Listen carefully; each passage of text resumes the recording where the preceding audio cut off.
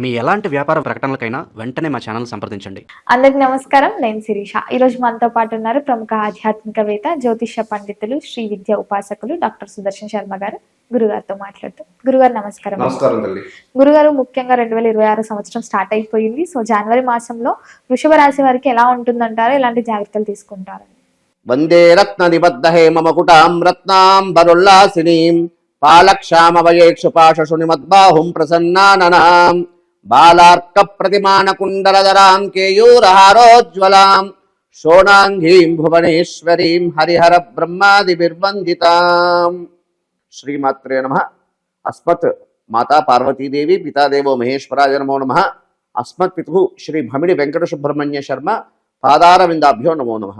ప్రధానంగా అమ్మ, ఈ యొక్క జనవరి మాసంలో వృషభ రాశి వారి ఫలితాల గురించి తెలుసుకోబోయే ముందు అసలు ఏ నక్షత్రం వారు ఈ వృషభ రాశి వారికి చెందిన వారి విషయం తెలుసుకుందాం అమ్మ.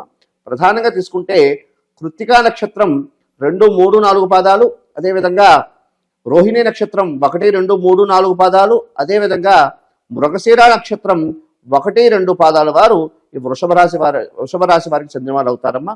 అయితే ప్రధానంగా వృషభ రాశి వారికి ఈ యొక్క మాసం చాలా విశేషమైనటువంటి ఫలితాలు కలగడానికి అవకాశం ఉన్నది.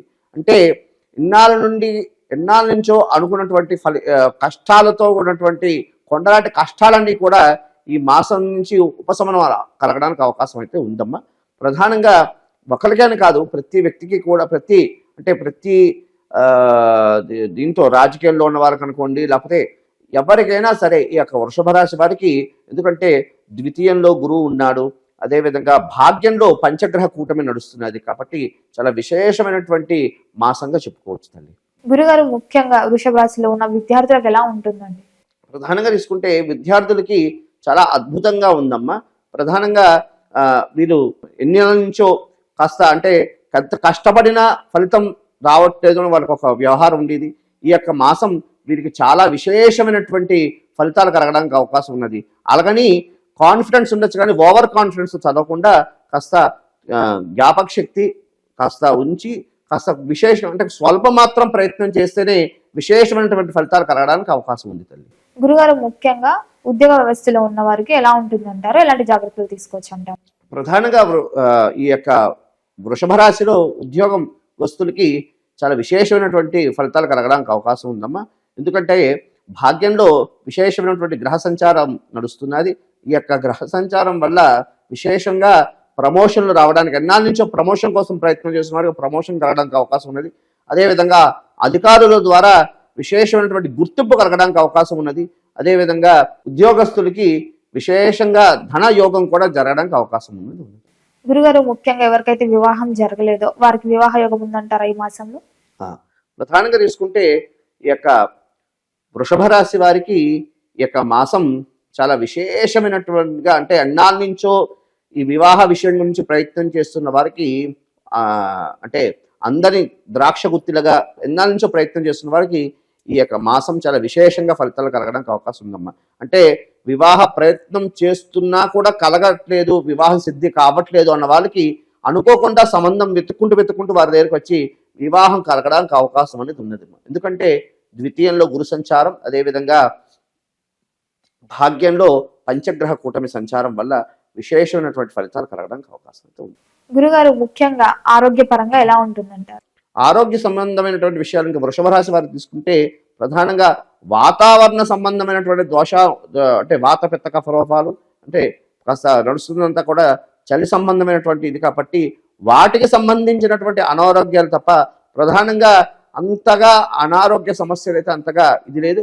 అయినప్పటికీ వారి వ్యక్తిగత జాతకాన్ని తీసుకుని చూసుకోవాలి. కానీ ప్రధానంగా కాలమాన ప్రకారంగా తీసుకుంటే మాత్రం ఏదో వాతావరణ సంబంధమైనటువంటి దోషాలు, వాతావరణ సంబంధమైనటువంటి ఇబ్బందుల వల్ల ఏవో చిన్న జబ్బు అంటే జలుబు, దగ్గు ఇలాంటి సంబంధమైనటువంటి వాతావరణ సంబంధమైన అనారోగ్యాలు తప్ప ఇంకా పెద్ద ఇబ్బంది కలిగినటువంటి అనారోగ్య సమస్యలు అయితే లేవు తల్లి. ఆర్థిక పరంగా ఎలా ఉంటుందంటారు? ఆర్థిక పరంగా చాలా అద్భుతంగా ఉందమ్మా. ఎందుకు అంటే మొన్నటి వరకు కర్కాటకంలో గురువు అనేవాడు మరి సంచారం మరి మిథున రాశిలోకి మరి సంచారం అనేది ప్రారంభమైంది. కాబట్టి మిథునం అంటే వృషభ రాశి వారికి మిథునం ద్వితీయం అవుతుంది. అంటే మరి ధనస్థానంలోకి గురుడు వచ్చాడు కాబట్టి ఆర్థికపరంగా వీళ్ళు వృద్ధి చేసుకునే యోగ్యత కనపడుతున్నది తల్లి.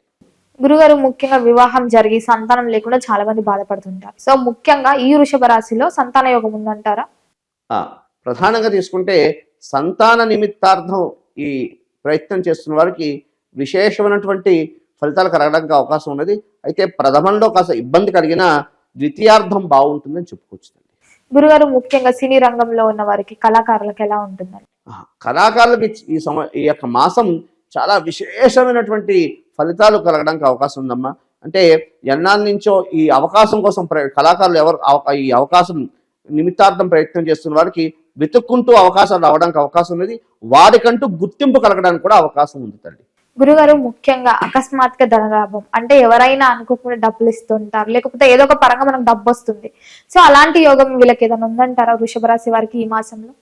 అంటే విషయం ఏం చెప్తున్నాను కదమ్మా, ప్రధానంగా తీసుకుంటే ద్వితీయంలో గురువు ఉన్నాడు కాబట్టి, ధనస్థానంలో గురువు ఉన్నాడు కాబట్టి విశేషమైనటువంటి అదృష్టవంతులుగా అదృష్టం కలగడానికి అవకాశం అయితే ఉంది.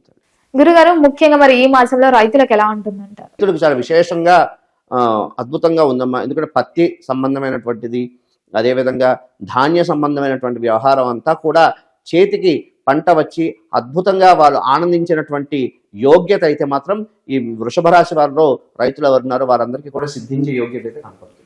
గురుగారు, ఈ మాసం అంతా అనుకూలంగా ఉండాలంటే ఏ దైవాన్ని పూజించమంటారు? ఎలా? ప్రధానంగా తీసుకుంటే ఈ యొక్క వృషభ రాశి వారికి గ్రహ సంచారం అయితే అద్భుతంగా ఉందమ్మా.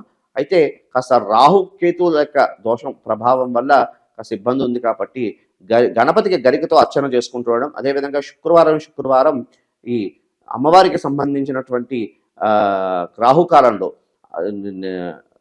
నింబఫలం అంటే మనకి నిమ్మకాయలో రాహుకాల దీపారాధన చేస్తూ ఉండడం, అదేవిధంగా అమ్మవారికి శాక్తేయ సంబంధమైనటువంటి అమ్మవారికి సంబంధించిన దేవాలయాలు దర్శనం చేసుకుని అక్కడ కాస్త ముత్తైదు అంటే పునిస్త్రీ వాళ్ళకి ఏదో దాన ధర్మాలు చేయడం ద్వారా విశేషమైనటువంటి ఫలితాలు కలగడానికి అవకాశం ఉంది.